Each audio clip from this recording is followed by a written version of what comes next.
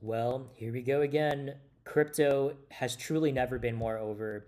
I'm still shorting this shit to zero. And in this video, I'm going to be discussing a very important idea that very, very few people understand that is a fundamental reason why Bitcoin will continue going to zero. And no one is talking about this right now for some reason. And I only recently started to dig more into this, so you guys are gonna have to bear with me. I'm gonna try to explain this as simply as possible to, basically at a middle school level if possible.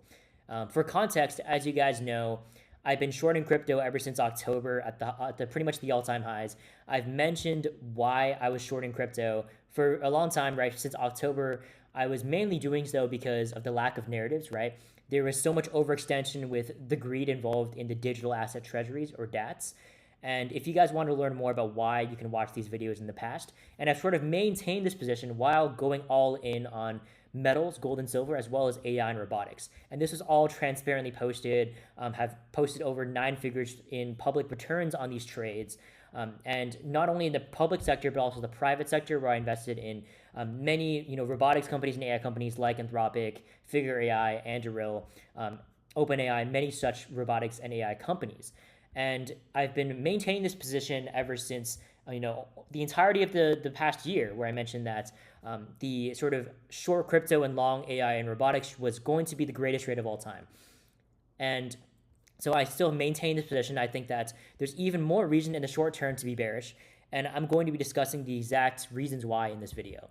So as you guys know, right, my trading system primarily revolves around reaction rather than prediction. I very rarely speculate. I think speculation is why people end up holding something like Bitcoin for way too long, because they make too many assumptions that are untrue about the market, right?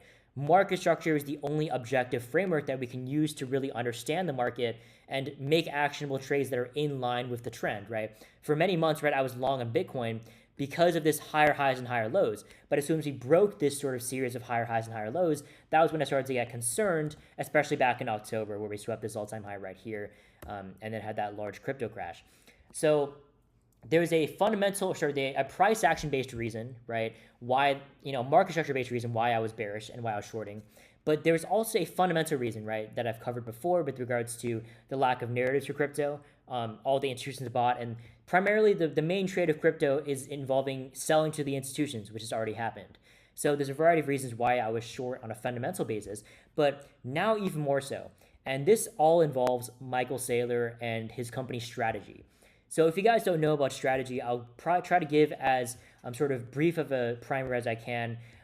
Even regardless of this reason, actually, I still shorted Bitcoin. This is a few days ago where I mentioned that the market structure right after Saylor sold Bitcoin was very bearish. People have actually been printing on this. This has been going crazy. I mean, someone actually made 1,000% gains on their total portfolio on this trade, as well as some of our other semiconductor trades on AI stocks. This is something that I've been buying instead of actually Bitcoin. I've been discussing this on my Twitter for a while, where I'm discussing how the AI stock explosion is the biggest opportunity that we have right now. So all this to say that I shorted Bitcoin right around here, and the main reason was because, yes, Saylor sold Bitcoin, but looking more closely, there is something that very few people are discussing, and this is STRC, or stretch. So I wrote more about this over the past day where I was doing some research on it, and I had a very sort of rudimentary understanding prior to this about strategy and how they raise money in order to sell their common stock and preferred stock in order to buy more Bitcoin. So in essence, what strategy is that they're essentially a holding company that holds a lot of Bitcoin, and they continue to raise capital in the public markets to continue to buy more Bitcoin. And how they do this is what's called a premium to NAV. So NAV stands for NAV, net asset value. So how this works is that, let's say, for the sake of simplicity, that there are 10 shares that strategy has in their total market cap. So let's say that there's 10 shares of MSTR. And let's say that they have 10 Bitcoin that they own as well. So each stock is correlated to 1 Bitcoin. Let's say that there's a raging bull market and that the value of MSTR, their stock value, is actually twice as expensive as the value of their Bitcoin. That means that they're trading at a 2x NAV premium. And so the reason why this is important is because they can then go ahead and say, hey, because our stock is actually valued at twice the amount of our Bitcoin, we can actually go ahead and sell let's say, one share of our stock to, let's say, me, right? I buy that share.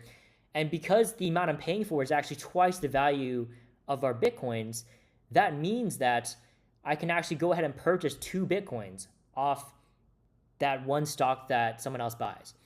And the reason why this is important is because this is actually accretive. So usually when you sell shares, or when you issue more shares of your company, this is dilutive, right? And this intuitively makes sense, right? You're actually adding more shares, and that means that intuitively you would be diluting current shareholders. But the way MSTR does this is actually accretive because there's a premium. So usually, right, there's a speculative premium on the Bitcoin that they have, so that their stock price is actually higher than the current value of their Bitcoin assets. But this is no longer the case, really. Bitcoin has been going down a lot, and because of that, their stock price, is basically a levered Bitcoin, so it continues to go down even more.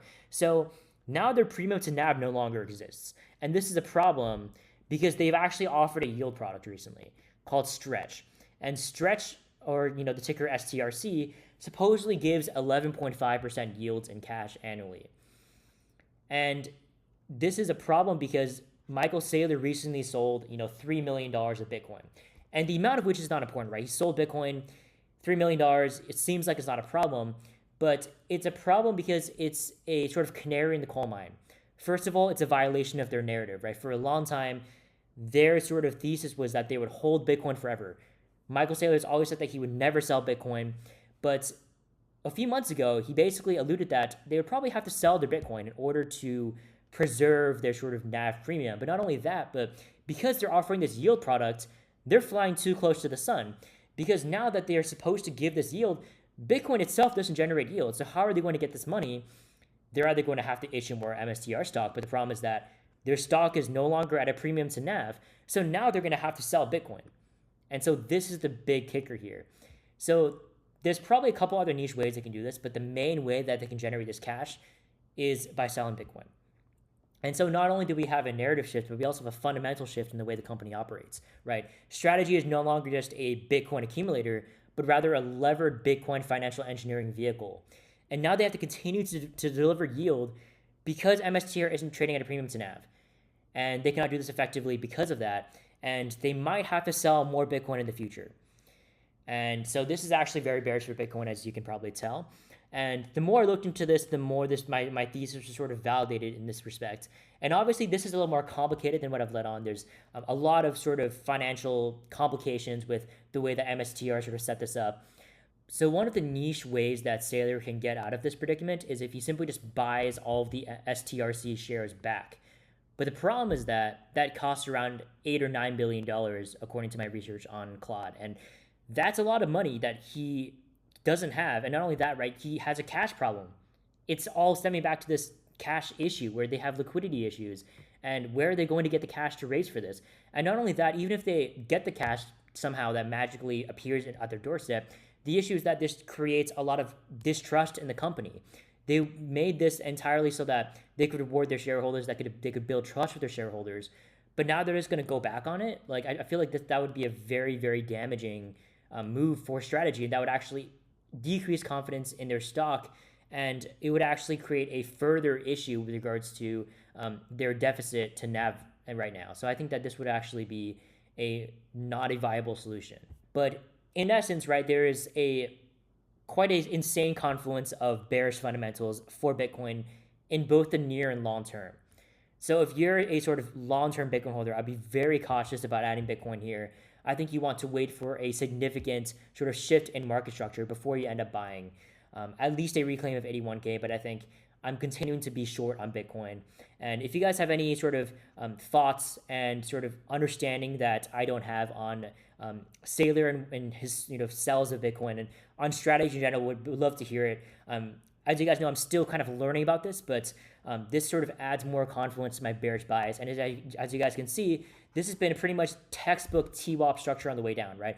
And on lower time frames, when you short a structure like this, it's very easy to do so, right? Because the structure is so clean, you have such clear invalidations, especially at local highs that are formed right around New York Open, right? For example, yesterday we had this sort of high that was formed here around New York Open. So simply any intraday high will do, and you can just mark the invalidation right there. and then watch as price rolls over, and then you can just TP on the way down. And this is something that I covered not only in many videos in the past, but also right here where I mentioned that shorts are valid within validations of whatever previous local high was. And in this case, right, yesterday we had this. Even before that, right, around New York Open, we had that move down right here. So this was the sort of high right here. And same with the other day, right around here, right? Sailor sold right around here. And so you could mark the invalidation right here and then continue to play that downside structure. Usually this resolves in some sort of cascade, where eventually we might see a cascade all the way down below 60K. This is sort of level of interest right here. And if we do see a cascade, I think we could actually go all the way down to what I expected us to go down to, which is 49K, which is the sort of do or die level all the way back in 2024. And if that level is lost, I mean, this is pretty much going to fill this inefficiency back down all the way down here. So I'm still short and expecting downside, especially compared to all of these AI stocks, which I've been discussing over the past couple months, where I've been giga long on all of these stocks. I pretty much put all of my profits in both, crypto as well as other public market plays into all of these stocks like Micron, like AMD, SanDisk, all of these stocks, which have been going up and to the right only, have been taking profits as this trend has been playing out. But, this market structure continues to remain. And as long as this sort of series of higher highs and higher lows remains on a high time frame, I will continue to be allocated to these as, the market continues to price in this sort of infrastructure build out for AI and data centers. Another really bearish factor for Bitcoin is that it's doing all of this price action, this disgusting price action, while the S&P is making new all-time high after new all-time high. So imagine if this eventually corrects, right? I haven't really been talking about crypto for that reason because AI stocks have just been outperforming like crazy, right? But let's say, right, that the S&P corrects maybe like 5 to 10%. What happens, right? What will happen to Bitcoin then? And I think that's the main thing where it's shown so much relative weakness, failing to make any sort of significant high, failing to even make a higher high above here. So what's the point in all this, right? This just all rolled over, and I think that if we see significant sort of drawdowns in the S&P, this would be catastrophic for Bitcoin. So that's my sort of positioning and thoughts on Bitcoin. Would love to hear what you guys have to think about this. I think that for many fundamental and price action based reasons, crypto will continue going to zero. But yeah, would love to hear if you guys have any questions about this. And yeah, I'll see you guys in the next video.